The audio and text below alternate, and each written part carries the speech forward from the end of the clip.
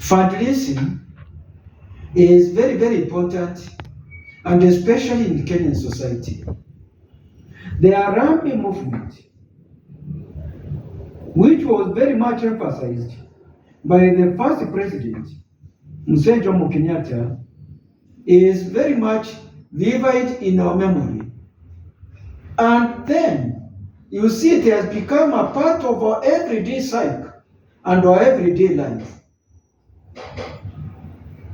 Fundraising has become very important, and especially when systems are broken down, when the government systems are broken down. And with this, I have in mind the aspect of health aspect. Many families are having problems because of the aspect of health. Health is really draining families. It is making families sell their assets, sell land, sell buildings in order to pay for the medical bills. The greatest thing the government of Kenya can do is to make sure that the medical systems is working. Otherwise, no matter what they do, no matter what projects they do, when the families are struggling, trying to get money to pay for their beloved ones, and especially those with terminal sicknesses, it will become a great challenge.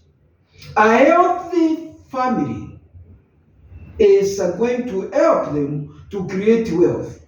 A sick person cannot be productive.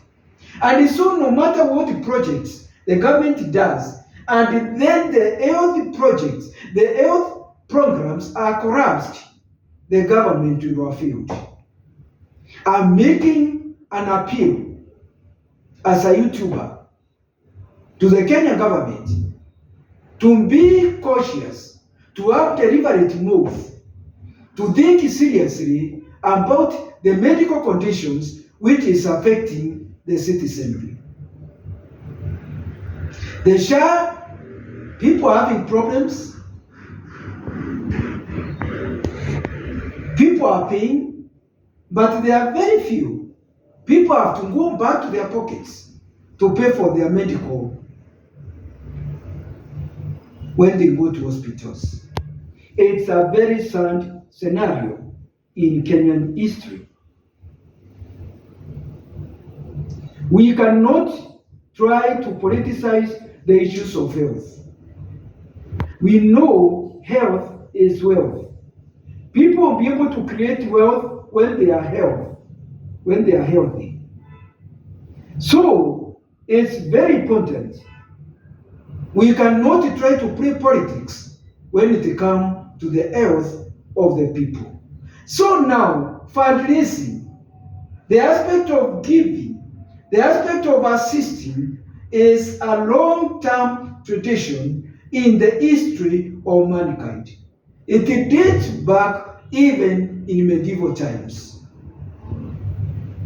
And it even got more momentum during the time of depression, 1929 to 1939. People are fundraising even after the World War. People are fundraising for poor families. People are fundraising because of certain challenges. And that is why you find in Kenya, immediately we got independence, there was the Ministry of Culture and Social Services, which was tied up at the onset with the Ministry of Cooperatives and Social Services to be able to put resources together for the people to be able to improve their lives. Now, fundraising has taken a different dimension. Of course, there has been cunningness. People are sly and shady, have taken advantage. In many cases, the many times where you find genuine fundraising is when it comes fundraising for health reasons. When it comes to fundraising for ratio and weddings, these are not a great priority. This is not a matter of life and death for you to bother people and because you want to marry or you want to have a wedding. It is not something to torture people, to exploit people, to get resources from them. And that is why you find some people go out of their way when they come to Russia, when they come to the wedding, to try to put you even in their WhatsApp group. Because WhatsApp is what is being used as the modern fundraising tool. And then you find some will not have even basic etiquette, even to consult you before they put your name in their WhatsApp. This is somebody whom you have never talked even for 5 years. He has never even run you. Only to get surprised, your name is on the WhatsApp to fundraise for a wedding, for a construction. Please, fundraising has been abused, but yet we know it's a very, very noble thing. Though they are crafty people, it is important to realize that fundraising is going to be a part of us and is going to be a part of us for a very long time. But I am requesting the government to try to help the Kenyans with the aspect of the medical situation. And the government may not know the cry of the retired public servants whom after retirement, the medical benefits they were enjoying was cut off on the stroke of the pen. They are crying in the villages which they retreated after leaving their offices. It's important for the government to think about that. Anyway, let me talk briefly about the psychology of giving. Why do people give? Why do people donate something to people? Why should they give? One, people give as because of their personal values. They feel they are giving back to society. They find people are disadvantaged, and so they want to give something to them.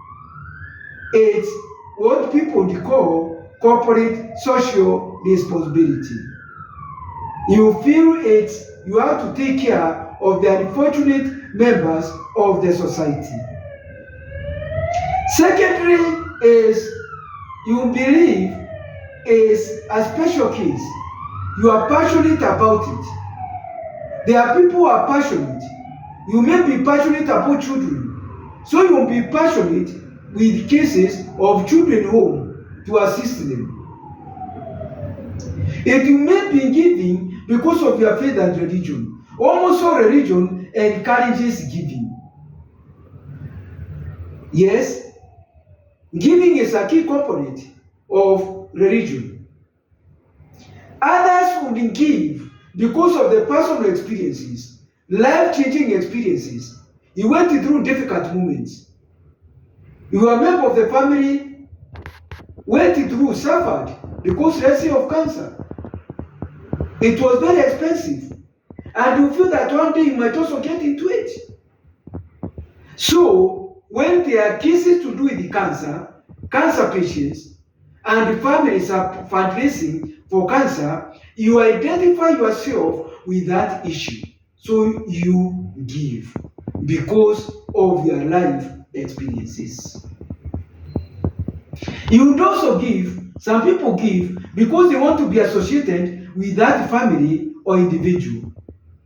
Probably the family is a very well-off, is a very powerful family, or the individual requesting for assistance is a prominent person in the society, and one day you may also require some assistance. Sometimes you also give supporting the cause annually. For example, children home. donating clothes, donating shoes, donating foodstuffs, especially during Christmas and the New Year. You may also donate because of the physical appearance of the requester.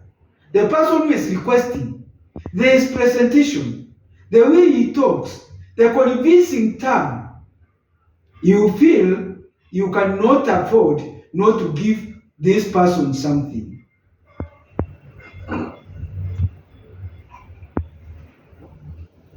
You would also give as a legacy to be remembered.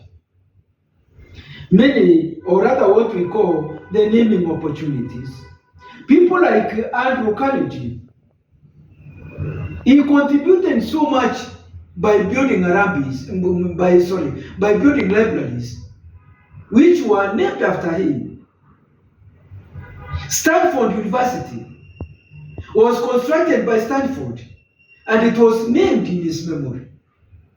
And that is why you find, even as a fundraising tool, or rather even matters of development, if the government can borrow that leave, for those people who are gifted, who have a lot of resources, they can build universities, and the universities are named after them. They can build hospitals, and if the hospitals are named after them, then they give them to the government. They can construct rooms, and the rooms are named after them. They can construct airports, airstrips in the villages. Some rich people can be able to construct even airstrips, and then those airstrips are named after them. Even roads, constructing roads, named after them. They charge toll, they have toll stations. After getting back their money, the roads are reverted to the government. It's a tool which can be used. Then the person give also because of the credibility of either the organization or the person who is asking for assistance. There are some people who have got dubious records, whom you cannot trust, liars. So you give because that person is credible. His past record, talk about it. You also give to mingle and network. You want to have a permanent relationship with that person. You feel that along the way, you might also benefit. Others give because of your pressure. You are in a meeting and you find your colleagues are giving out some money. You don't want to be left behind.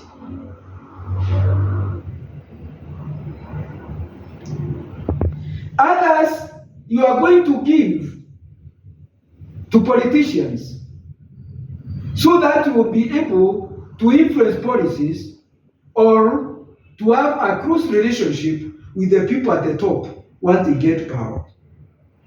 Finally, others will give because of feeling guilty conscious. There is something they did. They have stolen the money, especially politicians. They have stolen money which was supposed to be for the hospital, for the disabled, or enabled differently. And you feel guilty for cancer patients, for COVID cases. And this thing, what action you did is hanging on you like the sword of Damocles. You feel guilty. And that what is going to atone for you by giving out. Thank you very much. I hope you have understood some of the reasons which make people give. And I would encourage that if you give, it's a very, very noble thing. Having crooked, sly fellows should not discourage you from giving. There are still noble causes, noble reasons for giving. Have a great afternoon. Thank you.